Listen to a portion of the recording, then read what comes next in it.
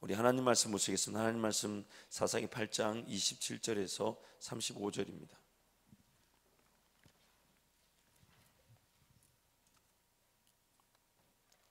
사사기 8장 27절에서 35절 말씀.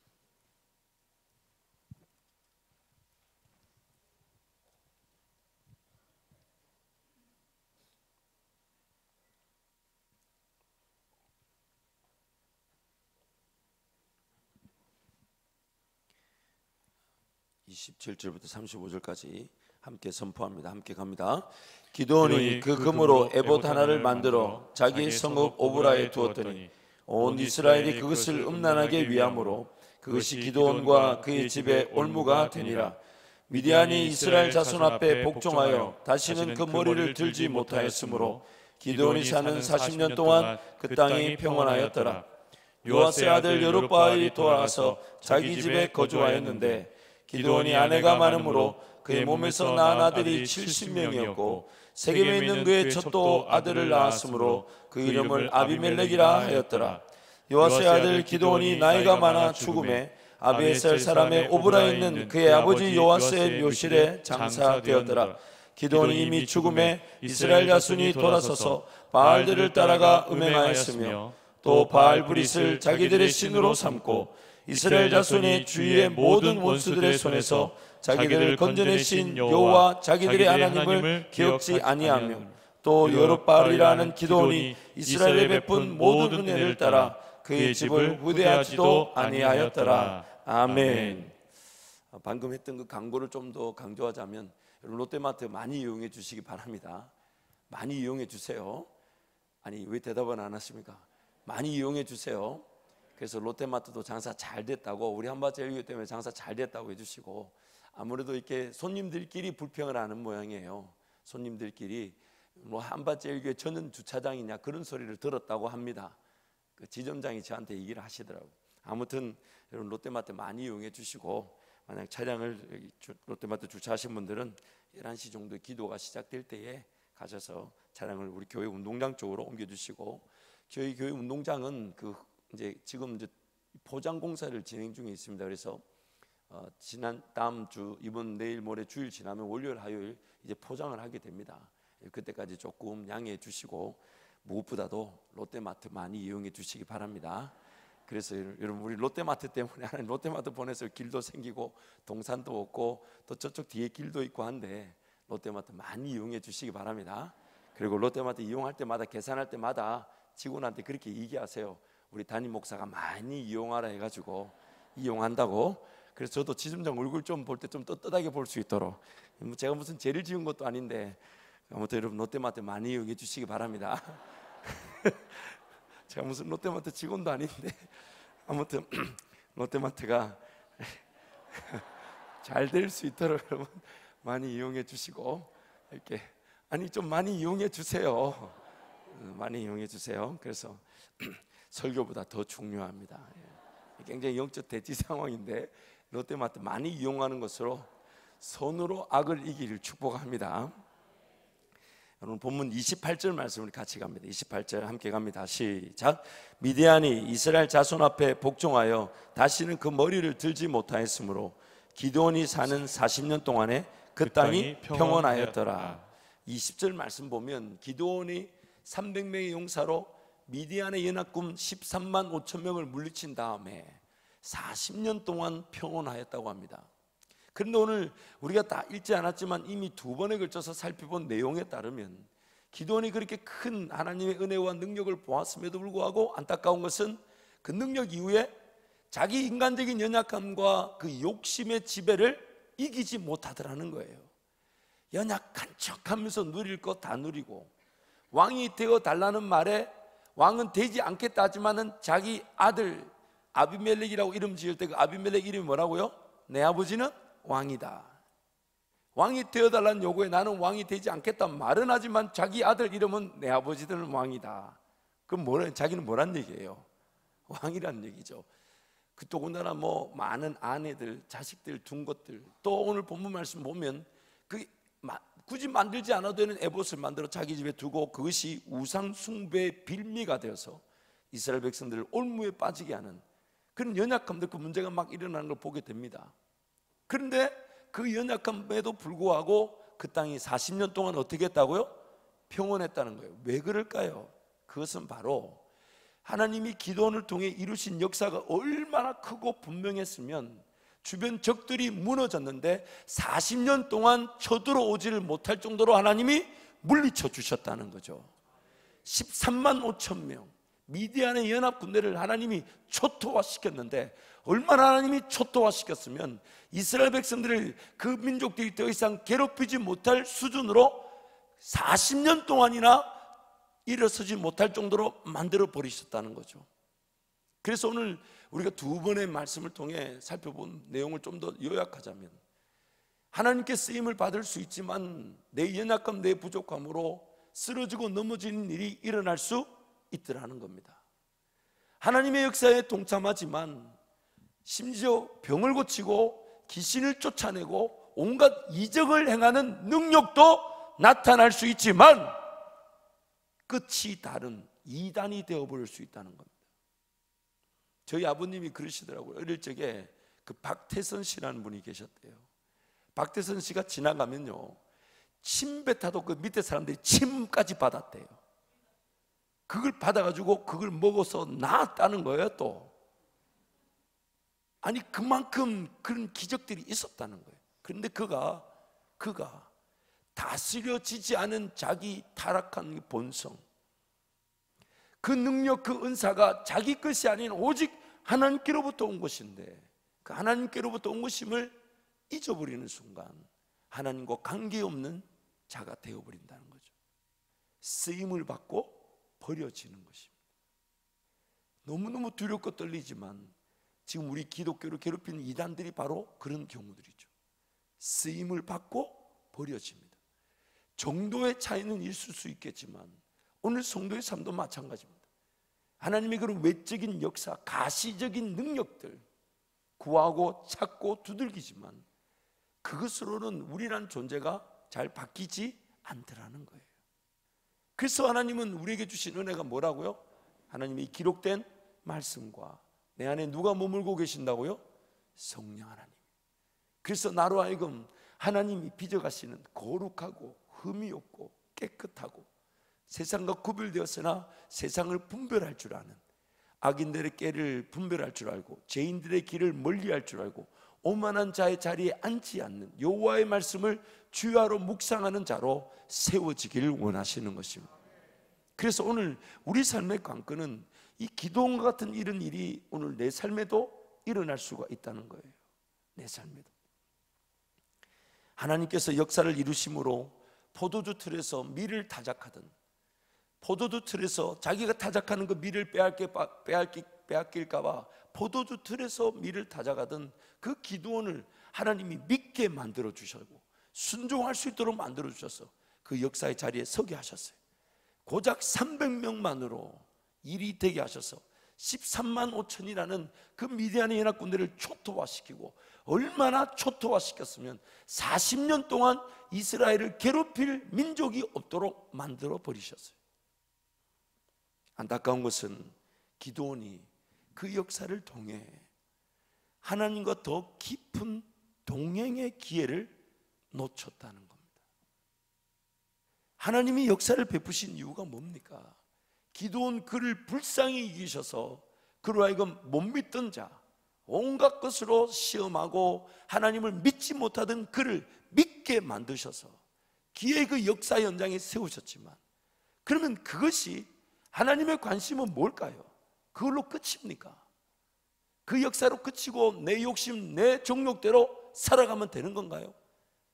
아내를 많이 두고 자식을 많이 만들고 자기가 왕으로 불림을 받고 혹은 그런 자기가 만들고 싶은 건 만들어서 하고 싶은 건 하고 살아가면 되는 건가요? 하나님의 관심이 어디에 있습니까?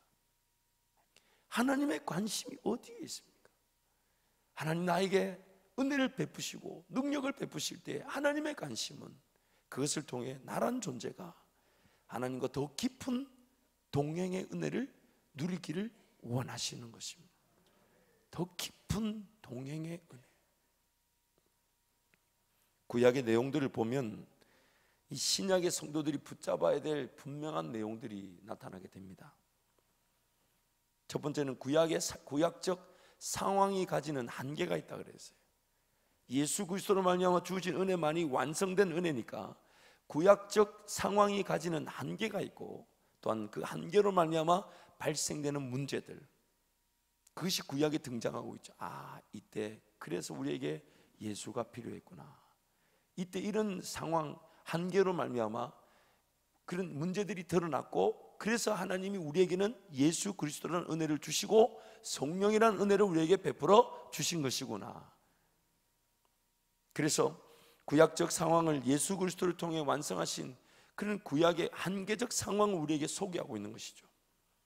무엇보다도 그 구약의 한계적 상황은 오늘 우리에게 경각심을 불러일으키는데, 그것은 바로 구약적 한계 상황을 이해하고 그것을 능히 극복할 수 있도록 하나님 어떻게 우리와 함께하고 계신가를 깨닫는 것이 가장 중요합니다.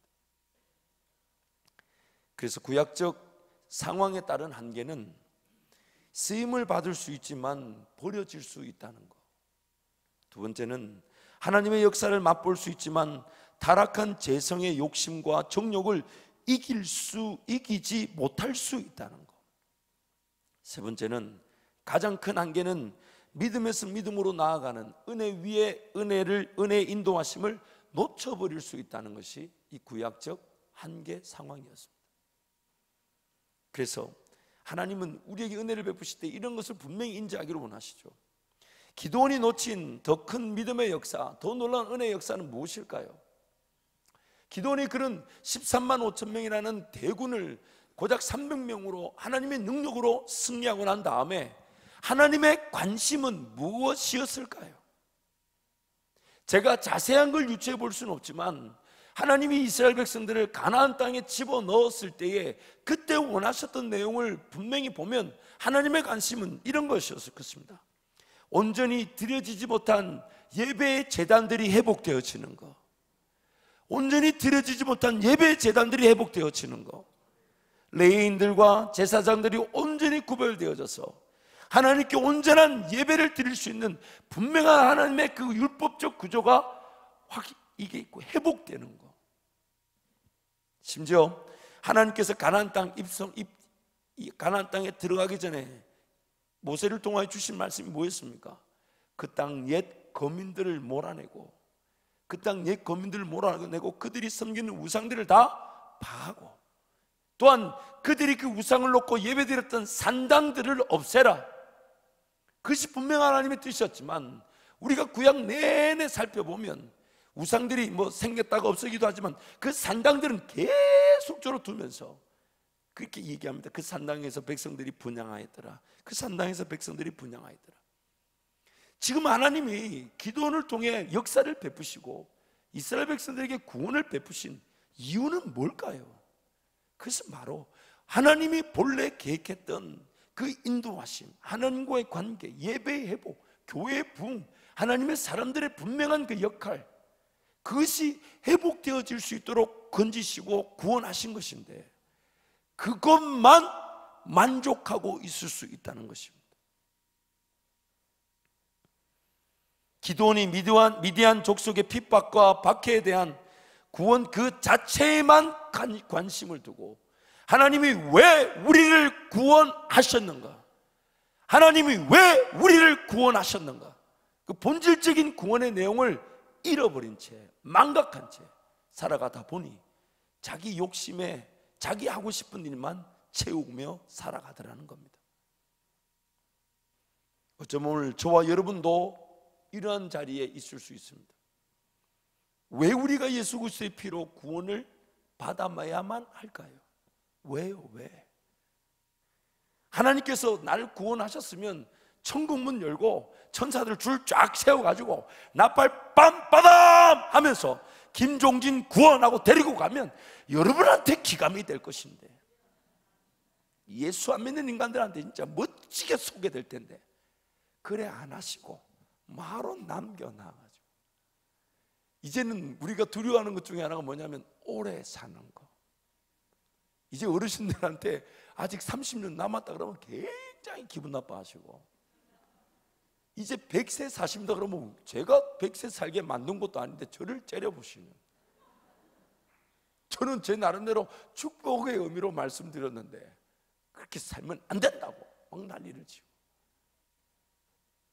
어제 아내와 대화를 나누는데 그 아내가 그런 어디 기사를 본 것 같아요. 저한테 그런 얘기를 해요. 우리나라 어느 분이 104세를 살고 계신데 이분이 삶을 포기하고 싶어도 포기가 안 되니까 그래서 자꾸만 뭐 스위스로 가고 싶어 한다는 거예요. 스위스에 가면 뭐가 있냐면 이렇게 안락사 제도가 있어가지고 자기가 원하면 단추만 누르면 이 약이 싹 들어가지고 그냥 가는 거예요. 뭐하러 그래 하는 거예요? 차라리 그건 다른 방법으로 돌아가시지. 근데 여러분 왜 그런 고민을 할까요? 왜 그런 고민을 할까요? 내가 주와 함께 동행하며 살아가는 사람이라면 그런 고민 하겠습니까? 하겠습니까? 사명 따라 살아가고 하나님 나라를 위해 살아간다면 남겨져 있는 동안 내가 왜 살아야 되며 이대로 살아야 된다는 그런 고민 하지 않습니다. 어떻게든 하나님의 영광을 위해 살아가고 조금이나마 나를 깨워 기도의 자리 나를 갖다 놓고 은혜를 구하게 될 때에 우리 한밭제국의 모든 성도들, 특히 어른들은 기도하는 자리에서 주님 만날 줄 믿습니다. 기도하는 자리에 주님 만날 줄 믿습니다. 살아야 될 이유와 목적이 하나님께 있기 때문에 하나님께 내 삶을 맡겨드리며 그분과 전적으로 살아간다면, 그래서 주와 함께 죽고 주와 함께 연합하는 삶을 내가 살아간다면 내가 지금 못 죽어서 안달이겠습니까? 아니요.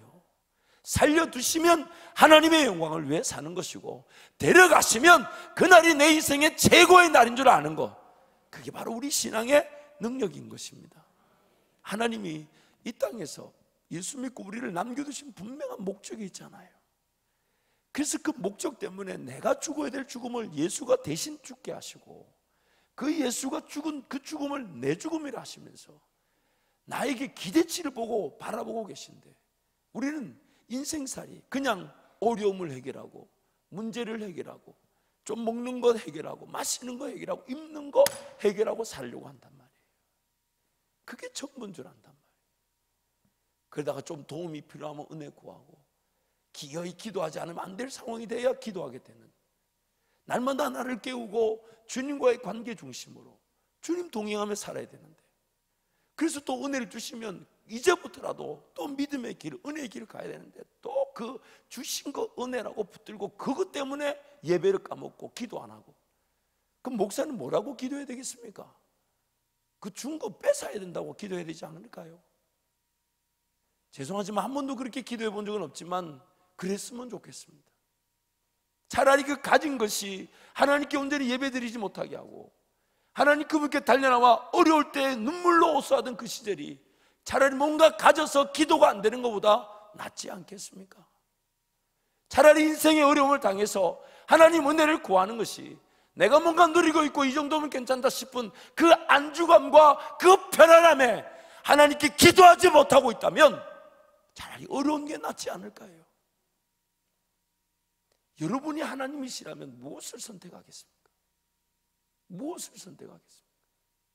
울부짖고 기도하는 그 순간에 도우셨는데 그 도움을 받고 일어나가 그 도움의 그 은혜의 자리에서 하나님 더 바라보도록, 이제는 내 방법 내 식대로 가지 말고, 아니 돈 벌어가 뭐합니까? 돈 벌어서 뭐해요? 뭐 하려고요? 어려웠던 시절 생각해서 좀 모아놓으려고요? 잃어버리면 순식간에 잃어버립니다. 사라지면 순식간에 사라집니다. 하나님의 뜻이 뭐냐 말이에요. 하나님의 뜻이 왜 줘야 될까요? 하나님 내 삶에 왜 복을 주셔야 될까요? 하나님 내 삶에 왜 인도하심을 나타내셔야 될까요? 왜 하나님 내 삶에 개입하셔야 됩니까? 왜 하나님 내 삶에 은혜를 주셔야 합니까? 왜 내 삶에 능력을 주셔야 합니까? 왜 내 기도에 응답하셔야 됩니까? 왜? 하나님의 영광을 위해서, 하나님 그분이 기뻐하실 일을 위해서, 남겨진 이 날이 단 하루를 살아도 주를 위해 살아가고 주의 영광을 위해 살아가도록, 그래서 하나님 나에게 은혜를 베푸시는 거고 나에게 능력을 베푸시는 것이고 내 기도를 들어주시는 것이고 나와 함께 동행하시는 거지 않습니까? 사랑하는 성도 여러분, 우리는 잘 압니다. 하나님의 꿈과 비전을 발견하고 걸어가는 사람은 그 꿈과 비전을 이루기 위해, 아니 하나님이 이루실 걸 기대하며 기꺼이 삶을 내어놓습니다. 하나님만이 이루실 일인데 제가 감히 쓰임받아 영광이라고. 그래서 열심히 수고하고 충성하고 희생하면서도 수고한다, 충성한다, 희생한다 말하지 않아요. 쓰임받아 영광이고 써주셔서 감사할 따름이죠. 그래서 자기 삶을 기꺼이 내어드릴 때에 내가 얼마를 가졌다, 내 주변에 사람이 얼마나 많고 적다, 그런 거 따지지 않아요. 하나님 한 분이면 충분한 것입니다. 하나님 한 분이면 충분한 것이, 언제 어떻게 삶이 끝날지 모르기 때문에 이 땅에서 하나님 영광을 위하여 살아갈 수 있는 마음 주신 것만 해도 감사하고, 하나님 어떻게든 기뻐하실 일 위해 오늘이라는 삶을 내가 하나님께 맡겨드리며 기도할 수 있는 것이 즐거운 것이며, 그 어떤 것 하나도 갖추어지지 않아도 내 하나님 예배할 수 있는 것만으로도 우리 삶에는 벅찬 감격이죠. 그런데 하나님은 오히려 그에게 기도만 하고 있는 것처럼 보이는데, 예배만 하는 것처럼 보이는데, 길이 되게 하시고 길이 나타나게 하시고 일이 되게 하시고, 뭔가 나타나야 될 그 역사의 기도 제목부터 시작해서 동력할 사람들, 필요한 재원들, 있어야 될 것들, 그 모든 것들을 드러내시더라는 것입니다. 그러다가 그날도 주님 사랑하며 주님께 기도하고 은혜를 구하려고 무릎을 꿇으려고 했는데, 내 삶이 끝난 줄도 모르고 무릎을 꿇는 그 순간에 주님 나를 다 깨워주시면서 이제 그만해도 된다. 그때 우리가 할 수 있는 고백, 고통도 없고 고난도 없고 더 이상 눈물도 아픔도 없는 그곳에서 그토록 우리가 바라던 모든 짐 벗어버리고 영원한 찬양을 부르고 영원한 노래를 부르고 영원히 주님만을 바라보고 영원히 그 영원한 천국을 살아가게 되는 것, 바로 이 땅에서 우리가 기대하는 유일한 소망이자 삶의 능력이 되는 것입니다. 잊지 마십시오 여러분. 오늘 우리 저와 여러분의 삶에서 기드온 신드롬, 모든 학자들이 인정해 주지 않고 한 시간 전에 제가 지은 제목입니다. 기드온 신드롬, 하나의 증상이죠. 이 기드온 신드롬이 일어날 수가 있어요. 삶의 목적과 방향을 잃어버린 채 그저 살아가다 보니 삶이 어려움과 아픔과 핍박과 박해와 문제를 피할 수 없더라는 것입니다. 우리가 항상 잊지 말아야 하는 것은 적들이 강하기 때문에 우리가 공격을 당하는 게 아니에요. 잊지 마십시오. 적들이 강하기 때문에 우리가 공격을 당하고 넘어지고 쓰러지는 게 아닙니다. 우리가 하나님만을 온전히 바라보지 않다 보니 우리 연약함으로 그 적들을 상대할 수가 없더라는 거예요. 성경이 말하는 내용이 그것입니다. 적들이 강하기 때문에 우리가 넘어지는 게 아니에요. 우리가 하나님만을 온전히 바라보지 못하다 보니 우리 실력으로는 적들이 상대가 되지 않더라는 겁니다. 무엇보다도 세상이 살기 어려운 게 아닙니다. 여러분 잊지 마십시오. 세상이 살기가 어려운 게 아닙니다. 하나님의 백성다운 능력과 권세를 제대로 누리지 못하다 보니 세상 살이가 어려워진 겁니다. 하나님 그분께 온전히 기속되어서 그분이 주신 능력과 권세, 그분의 결정, 그분의 선택, 그분의 인도하심을 온전히 따라가지 못하다 보니 세상 살이가 어려워진 거예요. 하나님께서 반드시 구원해 주십니다. 하나님 반드시 건져내어 주십니다. 그런데 구원하실 때는 목적이 있고 건져내 주실 때는 분명한 목표가 있다는 거예요. 우리 교회 성도가 아니지만 제가 예전에 교제했던 성도 중에 한 분이 저에게 했던 말을 저는 지금도 잊지 못합니다. 그때 그걸 어떻게든 한번 건면하고 바로 잡고 싶었지만 이게 뭐가 이렇게 다른 사람이 끼어들고 뭐 이러면서 제가 그분께 그걸 말하지 못한 게 지금도 가슴이 아픈데, 저에게 이러는 거예요. 저는 저는 그분과 교제하는 이유가 뭐냐면, 어떻게든 그분이 좀 더 이 본질적인 삶의 자리, 하나님이 창조한 창조의 목적의 자리, 하나님을 좀 더 깊이 예배할 수 있는 그 궤도, 정상적인 궤도로 들어올 수 있도록 시간을 내서, 그래서 그렇게 제가 달라스 있을 때 저희 목사님이 저에게 일하는 시간 중에 이 골프 사역을 허락하셔가지고, 여러분 뭐 믿지 않으실지 모르지만 목사님이 저한테 목요일 날은 3시에 업무를 마치고 골프를 나가도록 허락해 주셨어요. 왜냐하면 한번 월요일 날 쉬는 날 성도들과 함께 골프를 갔다가 제가 이렇게 누구를 이렇게 전도를 했는데 그분이 교회 등록해서 이제 목사님께 골프 나갔다 전도 당했다니까 목사님이 목요일 날 아예 골프를 나가라고. 그래 할 수 없이 목요일마다 골프를 쳐야만 했던, 정말 치기 싫었거든요. 미국은 이제 그 골프라는 게 이제 하나의 문화니까 이제 성도들과, 제가 한국 올 때 제 골프채를 제가 사촌 동생한테 다 주고 왔습니다만은 어쨌든 목요일 이렇게 그래서 이제 골프 모임을 만들면 꼭 집사님들과 전략을 짜죠. 누구를 끼워 넣을 건가? 누구를 끼워? 왜냐면 골프는 한 4사람 같이 나가주면 좋거든요. 또 한 8사람 혹은 12사람 이렇게 나가주면 팀이 되니까 서로 또 선의 경쟁도 하고. 그래서 이제 그때도 그 성도님을 그렇게 이제 초대해서 같이 간 건데, 돌아오는 길에 그분이 왼쪽에서 운전을 하시고 제가 오른쪽에 타고 있는데 이런 얘기를 하시는 거예요. 전도사님, 제가 그때 전도사니까, 전도사님 그렇게 아둥바둥거리며 신앙생활을 해야 된다고 생각지 않습니다. 삶이 어느 정도 살아갈 만하기 때문에 굳이 나한테, 나 자신에게 혹은 내 가족들에게 혹은 내 주변 사람들에게 막 이렇게 욕심 뭐 강요하고 싶지 않고 그저 이만하면 뭐 족한 줄 알고 그렇게 살면 됐지. 그래서 신앙생활 그렇게 아둥바둥하며 그렇게 뭐 광신처럼 예수 믿어야 된다고 생각지 않습니다. 큰 욕심을 강요하지 않고 그냥 살아가는 것도 좋다고 생각합니다. 그때 그 말이, 그때 그 장면, 말씀하셨던 그 옆모습, 운전하는 그 옆모습이 지금도 제 머리에 생생합니다. 제가 그때 너무 충격을 받아가지고 뭐 말을 해야 되는데 마음이 분주해지니까 어느 말부터 해야 될지는 모르겠어요.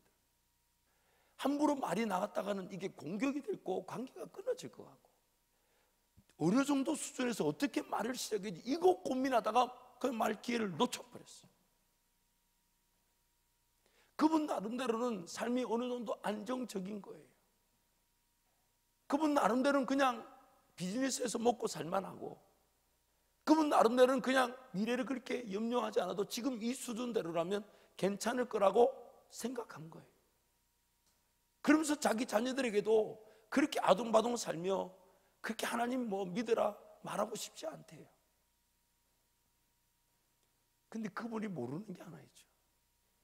우리는 하나님만을 온전히 따라가지 않으면 어떤 연약한 부분이 터져 나오고 어떤 문제가 발생하고 어떤 아픔이 일어날지를 전혀 예측하지 못한 채 당하고 맙니다. 하나님만을 온전히 따라가지 않으면 다른 곳에 생명의 길이 있는 게 아니에요. 하나님을 온전히 따라가지 않으면 내 삶이 되게 할 다른 길이 있는 게 아니에요. 하나님이 나를 지으셨다면 우리는 하나님 없이는 살아갈 수 없는 자들입니다. 그래서 그분과 함께 동행하며 그분을 느끼며 그분을 예배하고 그분을 기도하는 것은 삶의 여러 문화 중에 하나가 아니라 전적인 것이 되어야 되며 삶의 모든 것이 되어야 되며 처음이자 마지막이 되어야 되는 거예요. 그것이 아니면 내가 하나님 그 빛 대신 그분의 길을 쫓아가지 않으면 어둠에서 방황할 수밖에 없고 헤맬 수밖에 없고 꿈이 없는 채 망하고 영광을 돌릴 기회를 전혀 누리지 못하게 되고 하고 있는 일에도 열매가 나타나지 않아요. 나를 만족시켜 줄 것은 단 하나도 존재하지 않습니다. 내가 기뻐할 것은 결코 발견되지 않아요. 내가 뭘 잘하는지, 내가 뭘 제일 기뻐하는지, 무엇으로 하나님께 영광을 올려드릴지, 나란 존재를 이렇게 지은 목적과 그 계획을 전혀 발견하지 못하게 됩니다. 하나님이 없이는 우리는 아무것도 아니기 때문에, 하나님이 없이는 우리는 아무것도 아닙니다. 아무것도 아닙니다. 잊지 말아야 될 것은 우리라는 존재는 하나님의 영광을 위해 지음을 받았습니다. 죄로 말미암아 타락하여 하나님의 영광을 위해 살 수 없는 자들을 예수 그리스도의 보혈로 무조건 구원해 주셨습니다. 하나님의 영광을 위해 살 기회를 통해 하나님은 영광을 받으실 뿐만 아니라 동시에 나라는 존재가 하나님과의 동행이라는 은혜를 누리면서 성장하고 자라고 발전한 기회를 가지게 되고, 또한 최고의 장점을 발견하고 그것을 통해 자유하듯 행복한 삶을 살아가게 되더라는 것입니다. 우리란 존재는 하나님을 떠나서는 삶이 될 수가 없고 결코 자유할 수가 없으며 무엇을 최고로 잘하는지를 알지 못한 채 그저 살아만 갈 수 있습니다. 우리는 하나님 없이는 아무것도 아닙니다. 우리는 하나님 없이는 아무것도 아닙니다. 삶을 이렇게 뒤돌아보십시오. 하나님 은혜가 아니었다면 오늘 이만큼까지 우리는 지켜질 수 없었고 예배할 수 없었을 것입니다. 그런데 하나님 은혜로 이만큼까지 왔어요. 그리고 하나님 또 오늘 또 생명을 여전히 주고 계시고 호흡이 여전히 있다는 것은 여전히 오늘부터 또 걸어갈 그 은혜의 기회가 있다는 것이고 능력의 기회가 있다는 것입니다. 하나님께는 아직까지 내 삶이 쓸모가 있다는 거예요. 아직 포기하지 않는다는 거예요. 그래서 하나님은 지난날 걸 다 잊어버리시고 오늘부터 다시 시작하실 수 있으시고 오늘부터 다시 이끌어 가실 수 있으신 겁니다. 그래서 오늘부터 은혜를 구하게 되면 하나님이 쓰시지만은, 그러나 그 기도의 자리에서 주님의 은혜를 구하고 주님만 바라보지 않으면 내 욕심이 바늘치기 시작하고 하나님의 원리와 질서를 무시한 채 막 덤벼들고, 그래서 관계를 깨고 교회 질서를 어지럽히는 일들이 나타날 수 있습니다. 또한 하나님과 관계없는 자리에서 막 덤벼들어서 하나님의 뜻인 줄 착각하고 자기 욕심을 따라 걸어가 버릴 수 있습니다. 그래서 여러분, 하나님은 저와 여러분이 기도의 자리, 말씀의 자리, 그 예배의 자리에서 하나님을 느끼듯 호흡하듯 그분을 좀 더 배우고 그분을 알아가고 그분을 좀 더 찬양하며 그분을 즐기기를 원하시는 것입니다. 우리가 쉽게 관광하며 보지 못하는 것은 나라는 존재가 처한 현실, 죄인된 예수 그리스도를 말미암아 의인으로 불려졌지만 내 본성은 여전히 타락한 이 죄인된 이 본성에 처한 현실, 또한 하나님과의 동행을 통한 미래의 더 큰 은혜의 세계, 이걸 보지 못하다 보니 그저 주어진 삶에 최선만 다하고 살다가 귀에 그것이 어느 기간 지나고 나면 마치 뿌리 뽑힌 뿌리에 있는 영양분으로 살아가는 듯 보이지만 곧 시간이 지나지 않아, 얼마 지나지 않아 영양분이 다 되면 시들어지고 말라버리는 것처럼 우리는 그렇게 그 어려움과 아픔을 피할 수가 없어요. 더군다나 우리가 하나님의 자녀라는 것을 우리보다 마귀가 더 잘 알고 있는데 가만 내버려 두겠습니까?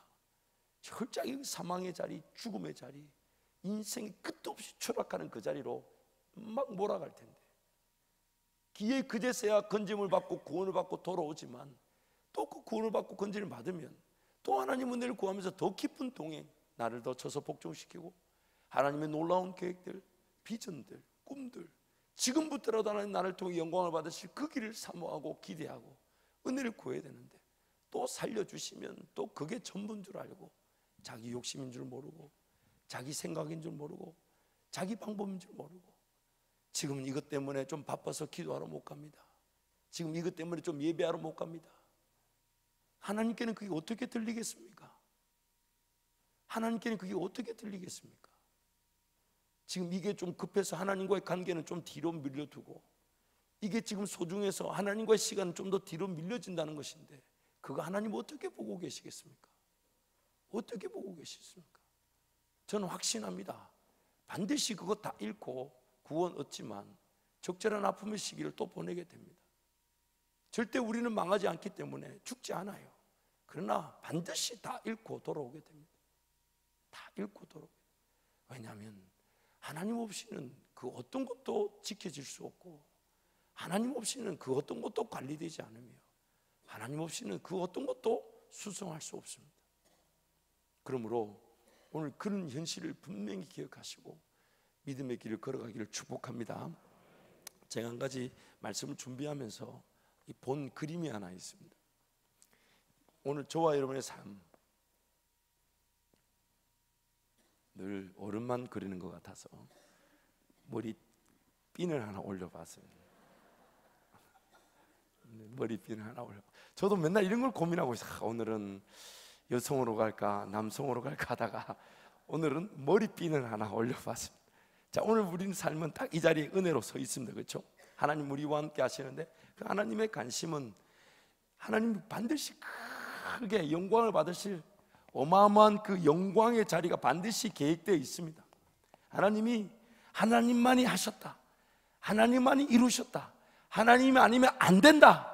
그래서 그 영광을 맛보는 나부터도 이것은 하나님만이 하신 일이고 하나님 아니면 안 되는 일이며 결코 제가 예측할 수도 상상조차도 못했던 그 일입니다. 그렇게 고백하게 될 그 영광이 우리 앞에 놓여져 있습니다. 그런데 우리가 지금 있는 이 위치에서 저 영광이 잘 보일까요? 안 보일까요? 자, 보일까요? 안 보일까요? 그리고 이 영광을 하나님이 설명을 하라고 한다면 설명이 될까요? 안 될까요? 설명은 될지 몰라도 우리가 못 알아듣죠. 그런데 자꾸 이거 보여달라고 기도하죠. 물론 보여줄 수 있어요. 보여줄 수 있는데 그 보여주는 게 이런 큰 영광일 수 있어요. 그래서 이 큰 영광을 본 사람들이 있죠. 다니엘, 예수 그리스도의 초림뿐만 아니라 뭐까지 봤습니까? 재림까지 봤잖아요. 물론 다니엘이 다 이해했을지 안 했을지 제가 잘 모르겠습니다만은, 그러나 하나님 보여주실 수 있어요. 그런데 또 하나님은 중간중간에 걸어가야 될 마치 스태핑스톤 같은 이 길목에서의 그런 단기적, 중기적, 장기적 그런 어떤 스텝들, 그 중에 한 일환들, 그런 것들을 하나님 보여주실 수도 있어요. 지금 당장에 걸어갈 길뿐만 아니라 5년, 10년, 15년 그런 계획들도 보여주실 수 있어요. 그리고 그때 가서 그때 그 본 게 그거였구나. 그때 본 게 그거였구나. 제가 2003년에 사역을 시작하면서 그때 밤에 그때만 해도 제가 굉장히 영적으로 뜨거웠던 것 같아요. 생각만 하면 그때로 돌아가고 싶어요. 제가 결혼 생활하면서 신앙생활이 식어졌는지 나이 때문에 식어졌는지 제가 잘 모르겠지만 어쨌든 그때 2003년, 2002년에 결혼하고 2003년에 이제 늘 아내와 함께 그 큐티라는 걸 하고, 또 큐티를 하면 제가 주로 40분에서 50분 설교를 했는데 아내는 나중에 보니까 사역하던 사람이 사역을 못하니까 설교하고 싶어 하는가 보다 싶어서 인내로 들어줬고, 저는 아내를 바꾸기 위해 40분에서 50분 설교했는데 서로의 목적이 완전히 달랐고 둘 다 핀트가 달랐고, 어쨌든 그때 그런 시절이 있었어요. 참 재밌는 시절이죠. 어쨌든 근데 그때 이제 그렇게 말씀을 매일 나누고 설교하다 보니까 제가 막 뜨거워지고, 근데 어느 날 새벽에 제가 꿈을 꿨는데 3가지를 연달아 꿨어요. 근데 그 꿈이 너무 선명해가지고 제가 그날 큐티책에다가 적어놨어요. 그리고 그날 새벽에 하나님, 이게 무슨 뜻인지 모르지만 하나님, 그날 하나님 저에게 보여주신 것은 넉넉히 감당케 하시고 제 길을 인도하신다는 신호인 줄 알고 하나님 감사합니다. 제가 큐티책에다 그렇게 기도문을 썼던 것 같아요. 근데 그것이 2003년이었는데 10년 지난 다음에 9년인가 2011년인가 이삿짐을 싸다가 그 큐티책을 발견을 하고, 맞아, 여기다 내가 뭐 하나 적어놨었지. 이거 그때 꿈 3개를 적어놓은 걸 펼쳐보니까 10년 지나고 난 다음에 이게 이렇게 10년 동안 이루어지려고 이때 하나님 나에게 보여주셨구나. 제가 그때 그래가지고 또 아내한테 막 흥분해서 얘기했는데 제 아내는 기뚱뱅이로 들었습니다만은 어쨌든 그래서 하나님이 보여주실 수 있어요. 그러나 그것이 그때 그 순간에 깨달아지게 하실 수도 있고, 혹은 나를 인도해 가신다는 확신으로 보여주실 수도 있어요. 분명히 내가 아니면 못 듣는 꿈이고 내가 아니면 못 듣는 그런 음성이죠. 그런데 하나님의 관심은 뭐냐면 이런 것들이 지금 내 삶에 나라는 이 연약한 존재가 이런 하나님의 영광을 감히 어떻게 이해하고 깨닫겠습니까? 심지어 성경이 이렇게 말하죠. 요셉을 한 사람을 훈련시켜서 그를 총리로 삼은 것은 요셉 그 사람만의 삶을 위한 게 아니라 400년, 450년 뒤에 그 이스라엘 백성을 민족으로 키워서 가나안 땅으로 들여보내겠다는 큰 계획 중에 한 부분에 불과하다고 성경이 말하죠. 아마 하나님의 그 어마어마한 영광의 계획을 우리가 다 이해할 수 없어요. 내 개인적인 것 혹은 교회적인 것은 우리가 함께 이루어갈 그 영광은 우리가 가늠할 수가 없죠. 그러나 그 영광의 길로 반드시 인도하셔야 되는데 못 알아들어요. 그럼 어떻게 인도하셔야 되겠습니까? 어떻게? 딱 한 가지 방법밖에 없어요. 딱 한 가지 방법. 이 사람이 하나님의 음성을 위해 깨어 있는 것, 그리고 하나님은 한 걸음, 이 자리에 또 서게 되면 또 하나님 앞에 깨어 음성을 구하는 자리에 또 듣는 한 걸음.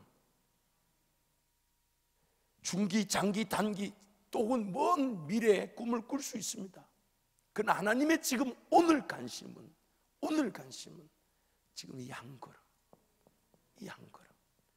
그리고 내가 뭔가 한 걸음을 걸어가는데 내 삶이 어떤 습관들이 바르게 세워지고 문화가 바르게 세워지고 삶의 어떤 유행이나 오락을 거절하면서 이렇게 한 걸음씩 걸어가는데 어느 날은 이제는 좀 더 많은 양의 시간들, 제법 많은 물질들을 헌신하고 희생하고 따라가야 될 일들이 생겨나기 시작하죠. 그래서 두렵고 떨리지만 지금 내 삶도 녹록지 않지만 하나님이 그 시간을, 물질을 헌신할 기회를 주셔서 따라가자 하실 때 바들바들 떨다가 돌아가면 안 해야지 했다가 기도만 하면 감동이 되니까 그래서 하는 거죠. 에이, 죽으면 죽는다고 물질을 되어버리고 시간 들으면서 한 걸음 내디디면 이때부터 하나님의 그 관심은 믿음의 역사라고 보시는 거예요. 이제는 시간을 들였고 물질도 도저히 내 인간적인 계산에 드릴 수 없는 걸 드렸더니 이제부터 하나님이 이 일을 이루어주지 않으시면 안 되는 그 상황에 섰버렸단 말이에요. 그러면 그 사람의 삶의 자세가 어떻게 되겠습니까? 더 깨어 은혜를 구하고 하나님 이렇게 선포하고 이렇게 물질을 쓰고 이렇게 시간을 써서 이제 주님 따라가는데, 그러면서 우리끼리 솔직히 하는 기도가 있잖아요. 하나님 이제 이거 안 이루어주시면 곤란합니다. 하나님 이제 안 이루어주시면 곤란합니다. 제가 미국 유학 갈 때 제 마음이 그랬어요. 제 주머니에 얼마가 남을지는 이제 뻔히 다 알고 한 달 생활비조차 되지 않았어요. 그런데 하나님 뜻인 줄 알고 비자도 받았고 비행기 티켓 땡겨서 미국 도착했어요. 한동안 앞으로 살아갈 날 생각하니까 기도조차 안 되는 거예요. 그런데 기도하면서 하나님 어떻게 할까요? 하나님이 걱정하지 마라.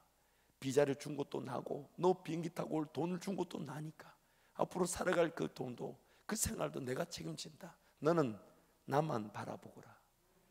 그런데도 기도하고 돌아가 보면 막 걱정해요. 아이고, 미국 유학 간다 하더니 한 달 만에 한국으로 돌아왔다 하더라. 이런 혼자 루머 이런 생각이 드니까 아유, 진짜 한국 한 달 만에 돌아가면 어떡하나. 그래서 제가 아내가 왔을 때요, 도시락 컵라면하고 햇반 사가지고 라스베가스며 샌디에고며 샌프란시스코 막 돌아다녔어요. 생활비가 없는데 기름만 넣어가 막 돌아다녀. 왜냐하면 한국으로 돌아갈 수가 있을 것 같아서. 그럼 여행이라도 좀 하고 가야 되지. 그냥 가면 안 되죠. 발발발 떨고 있으면 안 되잖아요. 근데 하나님 그렇게 하지 않으셨죠. 12년의 시간 동안 자식을 무려 3이나 놓게 하시고 누구한테 손 내밀지 않게 하시고 석사학위를 무려 2번이나 마치게 하시고 정말 박사까지 할 수 있는 출중한 인물임에도 불구하고, 아니 왜 웃으세요 여러분? 하나님이 교만해진다고 고만하라 그러셔서, 제가 석사과정에 2번째 들어갔을 때는 그 프리닥이라 그러죠. 박사 준비 과정으로 들어갔던 사람이에요 제가. 근데 교회 사역이 갑자기 진행이 되고 교회에서 공부 뭐 중요하냐 그러면서 목사님 지금 생각해보면 굉장히 기분 나쁜데 김 목사는 공부보다는 사역인 것 같다면서. 그 말이 뭐냐면 니는 공부할 인간이 아니다 이 말이거든. 그래서 할 수 없이 교회 사역을 집중하다 보니 아예 학교 공부를 못 하겠는 거예요. 그래서 석사과정으로 이렇게 마쳤지만 물론 그것도 은혜입니다만은 또 지금도 늘 기회만 되면 박사를 하고 싶은 욕망이 끌어오르고 있습니다. 여러분이 그래 보이지 몰라도 제가 굉장히 공부 타입입니다. 동일 목사님 그렇게 크게 웃을 일이에요 그게 지금? 굉장히 제가 공부를 좋아하는 타입인데 여러분이 그렇게 저를 봐주지 않으셔서 정말 얼마나 가슴이 아픈지 모릅니다. 여러분 보세요. 하나님이 인도하시는 그 발걸음이 결국 나를 나되게 만들고 하나님과 더 깊은 동행의 자리로 걸어가게 되고, 언제 어떻게 무엇이 얼마나 크게 나타날지 모르지만 내가 지금 주님 내 형편에 맞는 한 걸음을 인도해 가실 때 감당할 길 외에는 다른 길을 주지 않는다 하셨으니 이기지 못할 길은 없다 하셨으니 그 한 걸음 따라가다 보면 날마다 더 깨어나게 돼 있고요, 나도 모르게 뭔가 일을 저지르게 되면서 그 일에 대한 막중한 책임감으로 더 기도하게 돼 있고, 그것이 기어이 큰 헌신과 희생의 기회가 되게 하신다는 것입니다. 하나님이 지금 이 길을 우리와 함께 인도하시고, 그런데 우리가 지금 이거를 못 보는 거예요. 이 그림을 못 보는 거예요. 이걸 못 보니까 지금 내 현재의 삶, 내 지금 현재의 삶, 여기에만 집중하고, 심지어 내가 오늘 조금 헌신할 수 있고, 내가 희생할 수 있고, 내가 예배할 수 있고, 내가 기도할 수 있는 수준에만 하나님을 섬길 수 있다는 겁니다. 지금 하나님 나와 함께 동행하시면서 바라보시는 놀라운 계획을 갖고 계신데, 그 계획에 내가 미처 알아듣지 못하며, 아니 알아들을 수 있을 크기가 아닌 어마어마한 그 영광의 그 계획을 나와 함께 걸어가기를 지금 기대하고 계신데, 마음에 손을 두고 일을 행하고 하시는데 마음에 손을 말해줄 여유가 없어요. 기도하러 안 오는데 뭔 마음의 손이야. 인간의 소리만 판을 치게 되죠. 쓸모없는 것에 붙들리게 되고, 하나님보다 지금 내가 해야 될 일을 더 소중하게 여겨버릴 수 있다는 겁니다. 그리고 그것이 평생 갈 수 있습니다. 그렇게 평생 갈 수 있습니다. 하나님의 영광과 하나님의 그 능력이 아니고서는 나타나지 못할 그 은혜를 보지 못한 채 그냥 현재 삶에서 사사기 전체 내용에 반복되는 구조와 똑같이 하나님의 관심, 하나님의 꿈, 하나님의 비전, 하나님의 영광과 관계없이 살다가 문제와 어려움을 피할 수 없게 되고, 문제 어려움을 피할 수 없게 되면 그것이 또 울부짖고 외쳐부르며 하나님이 사사를 통해 구원해 주시면, 그때부터 하나님과 더 깊은 동행의 길을 걸어가는데 또 살만하다 싶으니 또 자기 길을 그냥 자기 방식대로 살다가 문제를 당하면 또 하나님께 외쳐부르고, 그런 수준에 머물 수 있다는 것, 그것도 나중엔 점점점 그 가치가 떨어집니다. 점점점 볼품 없어지고, 점점점 더 연약해지고, 점점 더 추악해지고, 점점점 추잡스러워지는 그런 것이 바로 사사기의 내용인 거예요.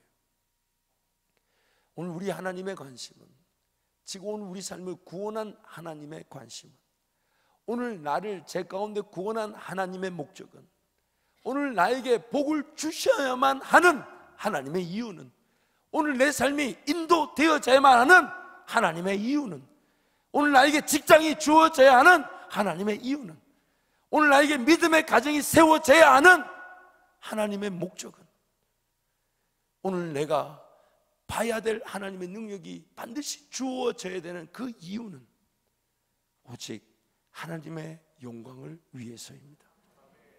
그게 아니면 길이 나타나지 않고 들려질 음성이 없어요. 뭔 말을 하겠어요. 지금 먹고 마시고 입는 문제 때문에 벌벌 떠고 있는데 하나님이 그것다가 뭔 얘기를 해줘요. 하나님 한마디밖에 한 게 없는데, 공중의 새를 보고 들의 풀을 보라고, 내가 먹이고 입히는데 너 뭐하고 있냐, 이 말밖에 할 말이 없어요.